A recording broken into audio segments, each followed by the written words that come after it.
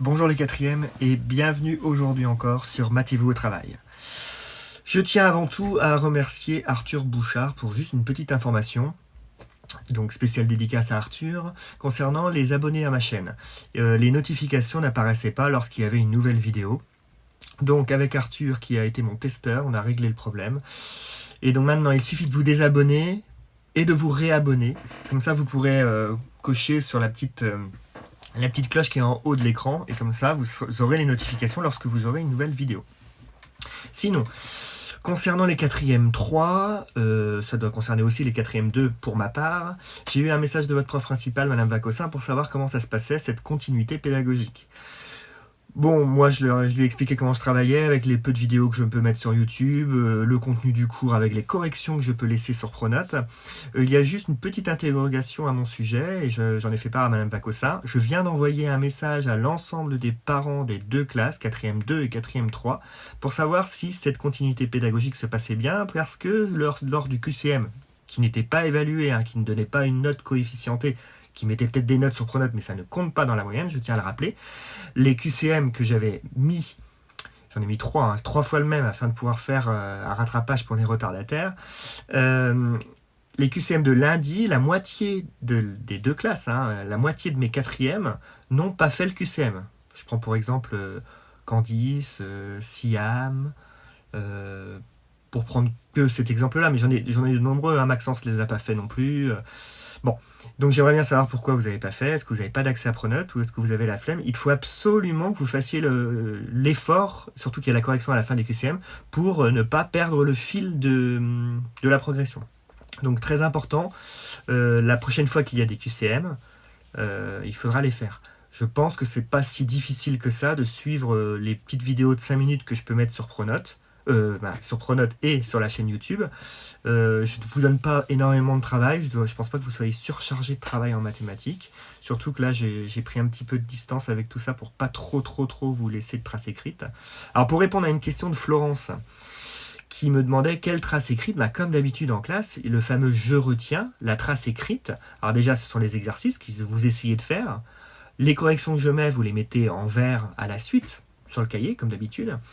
Comme les corrections qu'on pourrait faire en classe. Si vous avez des questions et des incompréhensions sur ces exercices, ces corrections, vous m'envoyez un message via Pronote ou par mail, parce que dans les commentaires de YouTube, ça marche pas trop.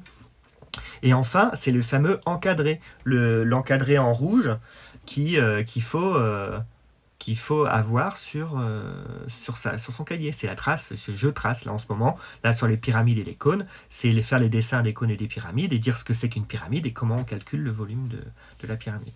Bon, j'espère que j'ai été clair. Il faut absolument faire l'effort sur votre emploi du temps classique de cours. Là, j'ai mis hier une vidéo avec le contenu de la trace écrite à faire. Et là, aujourd'hui, je vais vous dire ce qu'on va faire. Il n'y a rien de très compliqué. Aujourd'hui, c'était une séance de TD d'exercice en classe. Donc, l'utilisation de la formule. Finalement, il n'y a que à me regarder. Regardez faire la vidéo. Et après, je vous donne la liste des exercices que je vais placer sur la vidéo et sur Pronote. Et voilà, c'est tout. Donc, je ne pense pas que ça soit trop difficile. Surtout que les exercices que je donne peuvent être faits soit cet après-midi, si vous avez pris de l'avance sur le travail d'hier, ou soit demain, parce que ça sera sur le contenu de cours du vendredi, ou du lundi, selon le décalage des semaines A et semaines B. Bon, j'espère que j'ai été clair, j'espère que ça rassure un peu les personnes qui avaient des petites questions, et parlez-en à vos parents, dites-leur comment ça fonctionne en mathématiques, et je suis un peu stupéfait des élèves qui n'ont pas répondu au QCM parce que normalement ils devraient être sur Pronote. D'après Madame Vacossin, elle a très peu de difficultés à récupérer le travail demandé, à part peut-être pour 2 élèves. Donc comment ça se fait que la moitié des élèves de la 4e 3 par exemple n'aient pas fait le QCM? Bon, bref, je n'arriverai pas à résoudre ce problème comme ça. Donc, la séance d'aujourd'hui, une séance de TD, je rappelle que la formule du volume d'un solide tel que la pyramide et le cône, c'est pas difficile. On a la base, donc la base, surface de la base, donc on calcule l'aire de la base. Pour un tétraèdre, c'est un triangle. Pour une pyramide à base carrée, c'est un carré. Pour une pyramide à base rectangulaire, c'est l'aire d'un rectangle. Et pour le cône, c'est la surface d'un disque. Donc c'est l'aire du disque, donc c'est pi fois r, pi r au carré. Voilà. Donc c'est quand même l'aire de la base. Et c'est toujours fois la hauteur pour la pyramide et le cône, et ne pas oublier de diviser par 3. C'est pour ça que c'est l'aire de la base fois la hauteur divisé par 3. On écrit en maths 1/3 fois l'aire de la base fois la hauteur. Voilà. Donc c'est seulement ça qu'on va appliquer. Alors il va y avoir des petits problèmes de conversion avec les histoires de surface, ne pas se tromper sur les 3 petites cases pour passer d'une unité de volume en une autre unité de volume. Alors, si vous avez des questions, regardez le tableau qui est donné dans la partie cours d'hier, dans la séquence 1, la séance 1 de la séquence 10. Donc voilà. Donc pour la prochaine fois, donc ça peut être pour vendredi ou lundi, selon la semaine où on en est, regardez le contenu du cours, tout simplement. Il y aura les exercices 25, l'exercice 25, page 144, 25, page 144, le 31, page 144, et le 26, page 144. 25, 31, 26, page 144. Prenez votre temps. Le but, c'est de lire l'énoncé, d'essayer de résoudre avec le peu de moyens qu'on a, c'est-à-dire la formule de volume et les définitions. Voilà. On a besoin de conversion aussi.